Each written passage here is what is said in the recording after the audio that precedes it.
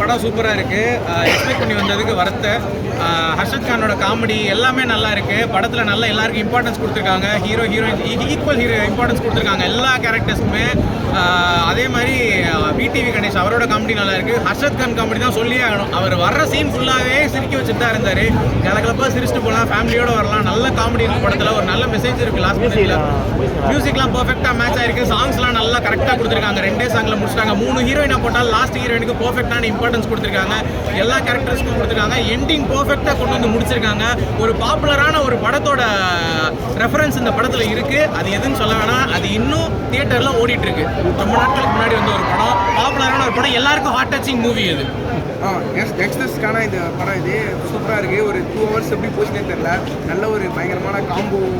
நல்லா இந்த காம்போ வந்து ஒர்க் அவுட் ஆகிருக்கு. சூப்பராக பயங்கரமாக ஒர்க் அவுட் ஆகிருக்கு. மியூசிக்லாம் நல்லா இருந்துச்சு. யங்ஸ்டர்ஸ்க்கான படமாக இருக்குது. ஹர்ஷத் கான் வந்து யூடியூப்லேருந்து லான்ச் ஆகுறாரு. காமெடி எந்த அளவுக்கு ஒர்க் அவுட் ஆயிருக்கு? ஆமாம், அதே அந்த விஜய் சித்லாக்ஸில் எப்படி காமெடி பண்ணுவாரோ அதே காமெடி வந்து இதில் வந்து நல்லா ஒர்க் அவுட் பண்ணியிருந்தாங்க. நல்லா இருந்துச்சு. படத்தை பார்த்தோம்.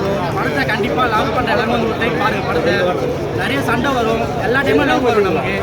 அது வந்து பார்த்தீங்கன்னா வருஷம் கண்டிப்பாக லவ் பண்ணுற எல்லாமே போகணும். ஹர்ஷத் கான் ஃபேன்ஸ் எல்லாரும் வந்து பாருங்கள். காமெடி தலைவர் செதற விட்டுறா போல வந்து அந்த மாதிரி பாருங்கள். கண்டிப்பாக பாருங்கள். படம் ஃபுல்லாக போர் அடிக்காமல் போச்சிங்களா? போரா கத்தினே நம்ம படம் ஃபுல்லாகவே அந்த மாதிரி